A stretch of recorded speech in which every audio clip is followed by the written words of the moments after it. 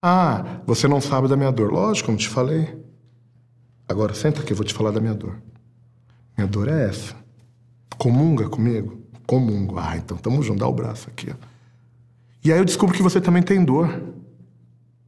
Diferente das minhas. E eu posso te falar, ó, eu tenho um caminho. Eu tô vivendo tanto tempo de dor que eu tenho um caminho para te apresentar para aliviar a sua dor também. Que sua dor pode ser eu não te identificar como parceiro. Porque o inimigo, ele não é o ignorante. O inimigo, ele é o consciente. O ignorante a gente ensina.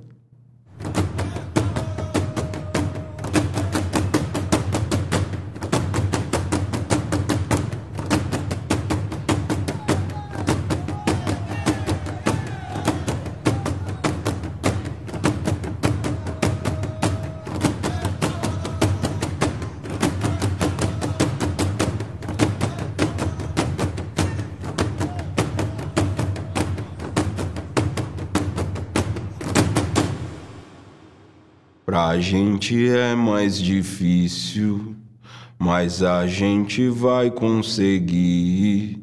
Só não dá pra parar no tempo, temos que continuar, temos que prosseguir. Infelizmente, ainda hoje, é muito comum que as crianças cheguem ao museu querendo ver onde estão os escravos. Nós não somos naturalmente racistas, né? O racismo, ele é aprendido, né? Ele é construído socialmente. É como uma poeira. A gente não vê ela penetrar, mas ela penetra em todos os cantos. Eu fui ler a biografia do Mussum. Porra, o cara era incrível, mas qual a visão que eu tenho do Mussum? Um cara bêbado. E quando eu li, o cara era super pontual, era super empreendedor, mas a visão que a televisão mostrou dele, tipo, era o cara bêbado, o cara era um puta compositor. Você ouvir sistematicamente que negro é preguiçoso. Mas como ele pode ser preguiçoso se ele está na base da construção efetiva do país? Quando você ouve a palavra denegrir, qual é o significado que ela tem, né? A palavra denegrir nos remete a tornar negro. Tornar negro como algo negativo. O papel histórico dos estereótipos e por que eles foram construídos. Para que determinado grupo ficasse, né, ou ocupasse um lugar de inferioridade, ou um lugar de delinquência, ou um lugar de falta de vontade. A manutenção do racismo, né, se dá por meio daquilo que a gente diz, mas também por meio daquilo que a gente não diz. Não é fácil para uma professora, ao presenciar uma situação de racismo entre alunos, por exemplo, na sala de aula, não é fácil para ela intervir. Se alguém te chamar de macaco, não é bullying, não é brincadeira, é racismo. Porque quando você fala que é bullying racial, você está amenizando demais a situação. Isso exige uma certa preparação, uma certa formação e exige, principalmente, um compromisso, né? Um compromisso ético e político. Exige você se posicionar de um lado, né? De que lado você está. O silenciamento também é linguagem, também é discurso. Nosso país é um país que foi construído em cima de uma ideologia de tentar aproximar a nossa população aos moldes da civilização europeia. A gente aprende a história a partir de uma única perspectiva e é da perspectiva colonizadora, dessa perspectiva eurocêntrica, né? Um aluno, ele passava aproximadamente de 8 a 10 anos na escola ouvindo falar de escravidão, sendo que nós não somos descendentes de pessoas que são escravos. Eles não tinham o cuidado de falar que era um povo que foi escravizado pela ganância dos europeus. Falando isso, meus amiguinhos olhavam para mim e falavam: "Você é escravo, meu." A gente é descendente de reis e rainhas, né? É como se a nossa história, ela começasse a partir da escravidão, e não é. Quem eram seus iguais? Foram escravizados, mas que cultura trouxe? De que parte da África veio? Qual era a religião? Era Yorubá ou era Malê? Dizer que essas pessoas tinham uma organização em África, que elas eram uma civilização evoluída em todos os aspectos, muda todo o sentido da história. Então você começa a ter aspectos positivos sobre si mesmo. Nós somos um povo plural, e aí, durante muitos anos, a gente foi calado, governado e regido por homens brancos ricos. Já que o racismo ele é uma ideologia e ele se pretende permanente como garantia de privilégios, portanto, ele vai utilizar da escola como um instrumento de manutenção das ignorâncias, dos não saberes e da não possibilidade de construir relações mais humanizadas. Grandes homens negros e mulheres negras são ícones da cultura e não são devidamente estudados e referenciados. Sei lá, André Rebouças, Lima Barreto, Luiz Gama. São vários. Tinha um livro, sim, tinha um livro que falava da gente. Negrinha, do Monteiro Lobato. Não preciso falar mais nada. A gente vai falar do negro em 13 de maio, o que é um outro equívoco, e vai falar no 20 de novembro. Se a gente pensa no momento da abolição, né, essas pessoas que são libertas, né, a história delas, como a gente costuma dizer, começa no 14 de maio, com pessoas que não têm onde morar, que não têm onde comer, que não têm documentos, que não são consideradas pessoas ainda, elas não são consideradas cidadãs, né? Então elas não podem estudar, elas não têm casa, elas precisam encontrar formas de sobreviver. Essas pessoas foram sendo excluídas, empurradas, né?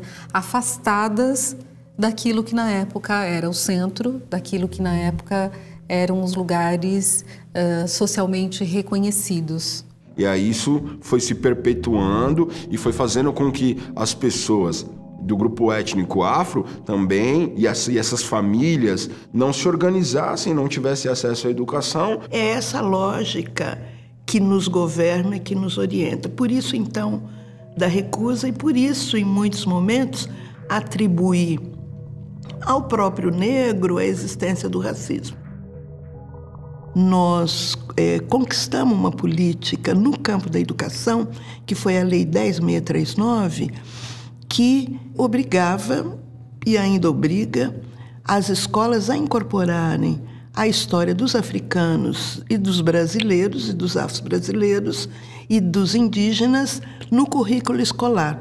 Mas uma lei, ela não se sustenta por si. Se tratou cultura apenas como manifestações artísticas. A gente quer entrar em cultura como uma visão mais ampla, cultura como modo de vida. Então o racismo mata, ele exclui, ele deprime, ele acaba com a sua energia espiritual, ele te anula enquanto indivíduo, enquanto ser humano. Ele também empobrece o universo cultural de todo o país. Essa ideia do letramento racial é a gente poder, a partir dos signos e símbolos que o racismo produziu, fazer uma leitura da realidade e, a partir dessa leitura, poder produzir transformações nas relações. A gente está falando de explicitação e de desconstrução de práticas. E um terceiro eixo que é criar esse outro repertório, né, que é trazer aportes, que é criar situações, né, para que os posicionamentos, as práticas racistas sejam discutidas, sejam repensadas. Então a gente conhece, tem um imaginário da tia Anastácia, do tio Barnabé, a partir de uma perspectiva racista. O que a gente vai fazer? A gente vai jogar o Monteiro Lobato fora? Não. A gente vai ler criticamente o Monteiro Lobato, a gente vai explicitar que a obra do Monteiro Lobato é marcada por esse posicionamento. Mas mais do que isso, a gente tem de trazer outras perspectivas, outros autores que falem sobre os sujeitos a partir de outros pontos de vista. Não como defesa de uma mera tolerância, né? Mas da existência das diferenças e que essas diferenças não se tornem desigualdades. Se a gente puder falar de raça, a gente vai falar da raça humana. Todas as diferenças que existem entre nós são da dimensão cultural, mas não há aí hierarquia. Quem é do axé é de paz.